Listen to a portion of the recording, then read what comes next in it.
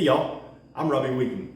Today, we're going to be doing what I like to call a weekly review. This gives me an opportunity to really go back through and look at some of the questions and comments that you, the viewers, have left for me, and just go back and talk about them a little bit. So, having to wear my old man glasses today so I can actually see to read, and let's jump in and get started. So my first question is about the standard manufacturing G4S Tommy gun. It's from Big Tex Man 1968. And he says, looks okay and seems to function good, but not for $650, when there are better ones out there. The goofy magazine insertion and retainment is definitely a deal breaker though. And you know, I kind of have to agree with him. Actually, I agree with him a lot, because there are a lot of great 22 rifles out there that are way under $650. You know, you've got the Ruger 1022, which is a classic favorite. A lot of the Savage bolt guns, all of those are well under $650. So, you know, I'm in 100% agreement with him, and I would be the exact same way. I would probably go out and buy one of the Rugers or a Savage before I bought the standard manufacturing G4S. But on the flip side, it is a cool gun, and if you're looking for something that's unique and different that not everyone is going to have, it's a good gun for you. Our next question is also about the standard manufacturing G4S Tommy gun, and this is from John Smith. And John says, it's neat, but not $650 neat. I can get several new 22 rifles for under $400, and some cheaper that are good products too. And he's right, it goes right along with what I was just saying. $650 that's a lot of money for a 22, especially one that doesn't really have any sights or anything with it. You know, the only thing you're getting is the cool factor. Our next question is from Alan L. And it's about the standard manufacturing switch gun. And he says, does the grip lock up tight on the standard manufacturing switch gun?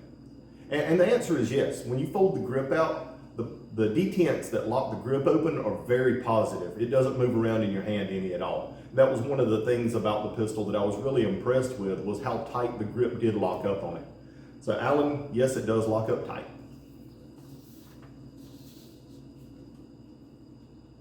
Our next question is about the Canik Rival Dark Side, and this is from Bobby Nicole. Bobby says, Robbie, I noticed that you said 3 mags with your pistol. I only got 2 with mine, which was a bit disappointing. I really needed 3 to run competition, and I never see additional mags available from Canik. Guess it all depends on who you know.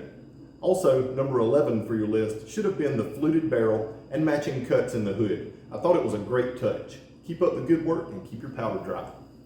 And Bobby, you're right. The gun that I got, it did come with 3 magazines. All of the production guns apparently are only coming with 2 magazines. And they are difficult to get right now. One thing that I can say is as the Canik Rival gets more caught up with production and they're importing more and more of these firearms, you'll start to see it kind of level out, and more accessories like the magazines and things like that will become available. And I do agree with you, the fluted barrel and the fluted hood does look really good on that pistol. Our next question is from Spartan Captain, and it's about the PSA dagger. He commented, that's a lot of oil, LOL. And this is something that I really wanted to address about firearms in general. You know, a lot of people run their guns completely dry. They don't put any kind of lubrication on them at all. And my comment to that is, would you ever go out and get in your car and drive your car with no oil in it? You know, it's machine parts, it's metal on metal, rubbing on each other, and you get friction. And that friction is gonna end up causing you to have issues with your pistol, whether it's galling, or parts just binding up on one another, parts rubbing on one another. You're having cycling issues, extraction, ejection, failure to feeds. Oil is your friend when it comes to your firearm.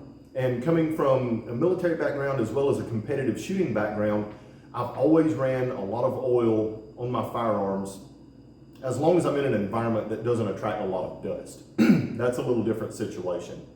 If I'm somewhere where there's a lot of dust, I run some different types of lubricants. But here in the South, where it's generally hot and wet and humid, I run a lot of oil in my pistols, even my carry guns. My wife fusses at me all the time because I've got stains on the sides of my shirts from the oil that I put in my guns. And it just is what it is, because reliability is very important to me. Our next question is from High Gear 39, and it's about the standard manufacturing switch gun.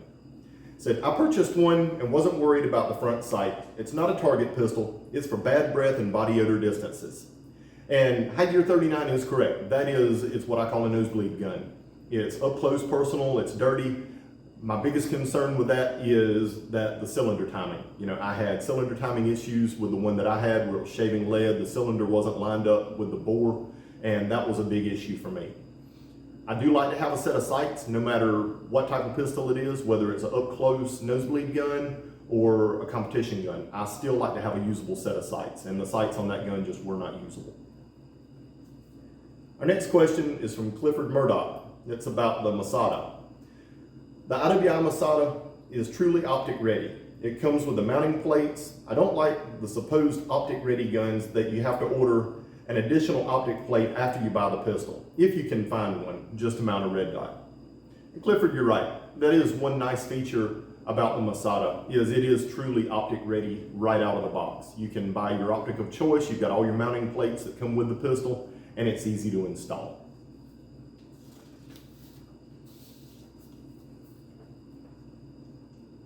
Our next question is from JayReardon, and it's about the Canik Rival. Jay says, thanks for the heads up on the aluminum base plate. So simple to install with your video, but it's not how I would have gone about it on my own. Thank you.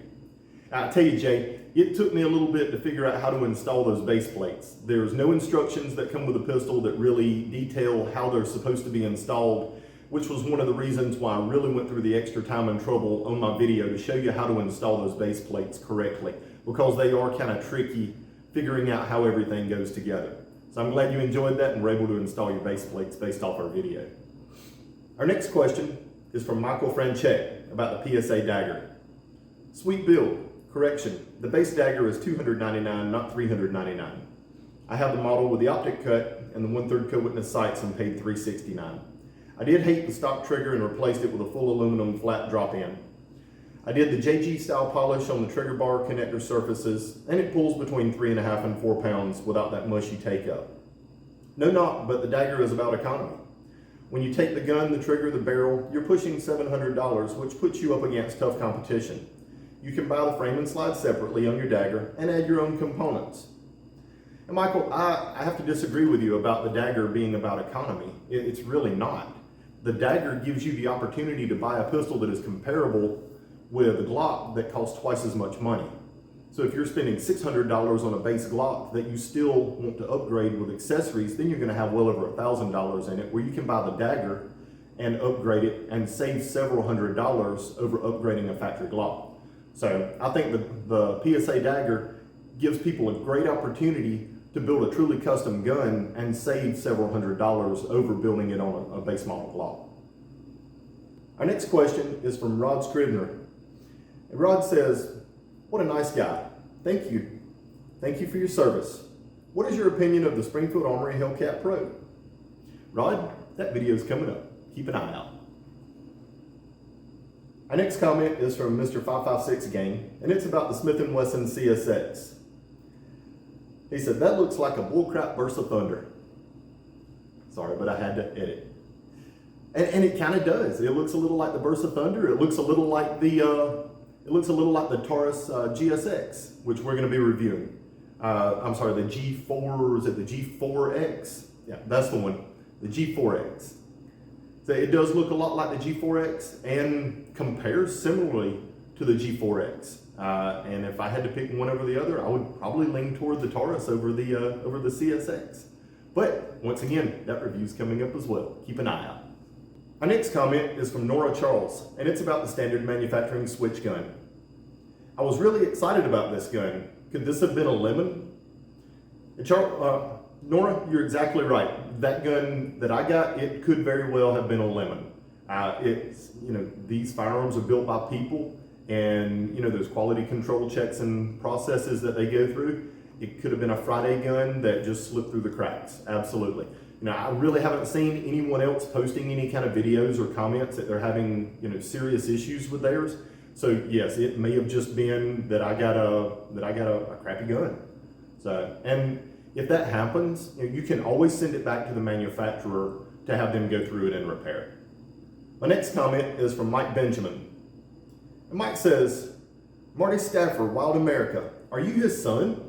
I used to watch his shows on TV 30 years ago or so, and he talked about wild animals, and I loved his show. Mike, I have to agree with you. I used to watch his show all the time when I was growing up. I loved Marty Stafford and the show Wild America. Great, great television show. Unfortunately, I'm not his son, but I'm glad that you noticed the resemblance and appreciate you watching the videos. Thanks, Mike. Our next comment is from Mark D, and this is about the Kimber disassembly. Much appreciate a teaching video concerning the disassembling of a 1911. Wilson Combat has a good one too, but sometimes it's good to have a gun-specific video for no other reason than the spring quirk. My Springfield 1911 TRP and my Nighthawk Shadowhawk come apart slightly differently. The extractor on the Nighthawk is very difficult to remove. Actually, the Nighthawk is difficult in every respect because the tolerances of the pistol are so tight. This Kimber looks very much like the Springfield Ronin. Very few people bother to explain a full disassembly. Best regards. Mark, I appreciate you watching the video and noting the differences in between some of the different 1911s. And that's going to be something that we're going to be doing in an upcoming video, is disassembling several different 1911s and talking about the differences between the Series 70 style 1911s, the Series 80 style 1911s, like with the Colts and the Kimbers and several other different models that have some different striker safeties or different firing pin safeties in them. And just showing some of the little nuances with disassembly and reassembly on those firearms. Thanks for watching, Mark. My next question is from Donna Howell. Her question is about the Smith & Wesson CSX. And Donna says, 11% of the population is left-handed, so why make an ambi? Well, there's a big reason for building ambidextrous handguns, for those of you that like it enunciated correctly. Thank you all very much. One of the big reasons for doing an ambidextrous handgun is what happens if you injure your dominant hand and you have to use your non-dominant hand. You still want to be able to manipulate the controls on the handgun. Slide release, magazine release, racking and slide on it. If the gun is set up for a right-hand shooter only, it makes it much more difficult to manipulate those controls if you're having to use your left hand. Vice versa, if you're left hand and you injure your left hand or your left arm and you have to switch to your right hand, it makes it very difficult to manipulate those controls with your right hand. So having a truly ambidextrous handgun, allowing you to use both your right hand and your left hand in an emergency situation, is vitally important for a carry gun. And I appreciate these companies that do build truly ambidextrous firearms for people to be able to use in case they injure their right hand or their left hand in a situation. Donna, thanks for your comment. Guys, I hope you enjoyed the commentary today, and I appreciate you watching our weekly review. Make sure to leave your comments down below in the videos. We'll be pulling comments out every week and going through those for our weekly review. I appreciate you watching. If you enjoyed this, make sure to subscribe below and follow us for our next video. See you next time.